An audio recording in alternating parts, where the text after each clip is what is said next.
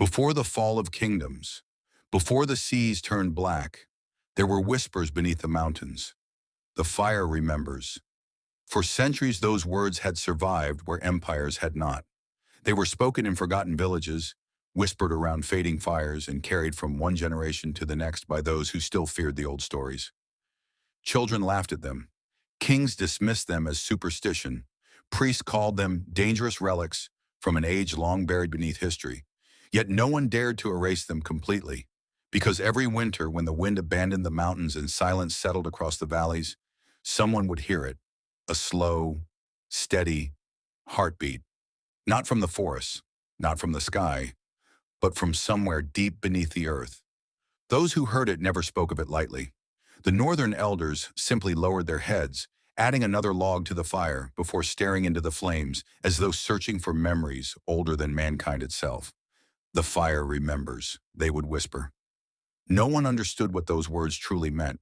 Not anymore. The first signs came with the sky. At first, few noticed the change. The morning simply felt colder. The sunlight seemed weaker, as though hidden behind a veil that no eye could see. Day after day, the blue above the kingdom slowly faded into endless shades of gray. The forest grew silent. Birdsong disappeared. Even the wolves abandoned the northern woods. Something unseen had entered the world. Across the western kingdoms, fishermen returned to shore with faces pale as ash. They spoke of waters that no longer reflected the heavens. The sea had turned black, not with storm clouds, not with shadow, but as though the light itself had been swallowed beneath its surface. The priests declared it an omen. The scholars searched ancient libraries for answers. The kings ordered their armies to remain vigilant.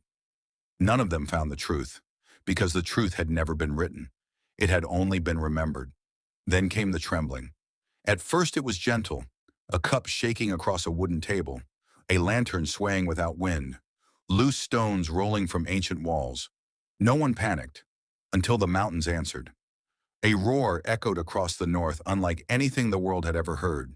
It was deeper than thunder, older than the oceans, powerful enough to make the earth itself tremble beneath every kingdom. Church bells rang without human hands. Dogs howled. Horses broke free from their stables. Every bird in the sky fled south. Then, the mountains cracked. Stones split apart like shattered glass. Columns of fire burst into the heavens. Smoke darkened the sky. And from the wounds of the earth, something moved. Great wings unfolded beneath rivers of molten rock. Eyes burning like suns, opened after an age of endless sleep. One by one, they rose. The dragons had awakened. Above the kingdoms they climbed, their wings casting shadows across castles, forests, rivers, and cities that had stood for centuries. Men fell to their knees. Some prayed. Some ran.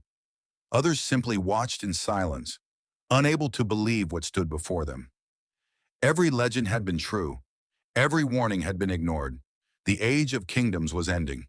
And as the first dragon unleashed a roar that shook the heavens themselves, the world understood a terrible truth. The old gods had returned, and nothing built by mortal hands would ever be the same.